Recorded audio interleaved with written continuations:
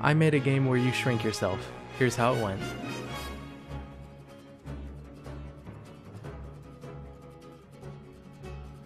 Originally, I planned on participating in this 3-hour game jam, but I was too busy working on another project at the time. But I liked an idea I had from the theme, so I decided to make a game around it after the jam had already ended. The idea of being shrunk down and trying to find a way off of a now giant shelf seemed fun. First things first, I set up the shelf and room models as well as some first-person movement. Everything is designed to look like a lab since the player is meant to be a mad scientist that shrunk themselves and is now trying to get back to normal. So I threw together these killer robots, also called mouse traps, which chase the player. They're meant to only attack mice, but the player is the size of a mouse and they can't tell the difference. But the shelf is looking more empty than your average game dev YouTuber's channel after they get popular, so we gotta fix that.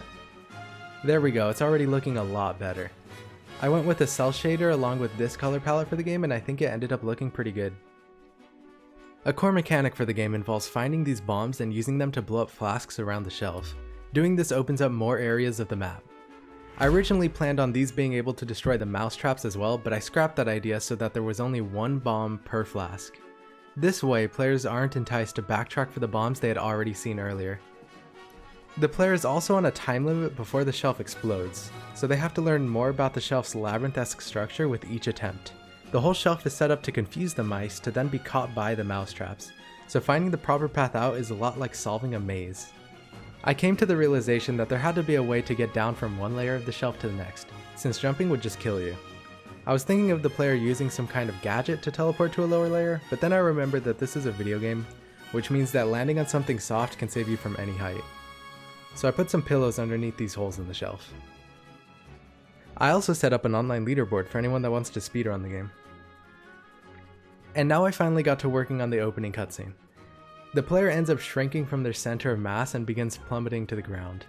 Luckily, they have a one-time use emergency teleportation orb to teleport to a nearby location, which puts the player right on top of the infamous shelf. The player is stuck on top of the shelf with the size changing gun somewhere on the floor. What's worse is that the player stepped right on top of the self-destruct button, so now they only have 3 minutes to find a way off of the shelf or they'll be caught up in an explosion.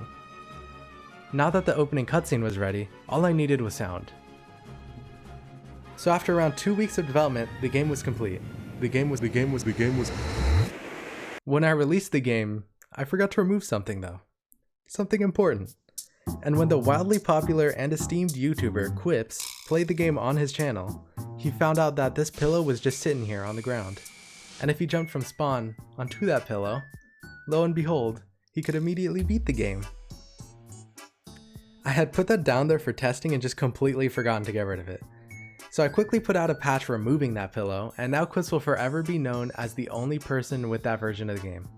Nobody will be able to take that #1 spot on the leaderboard again. Truly the greatest speedrunner of all time. Wait. Anyway, subscribe for more.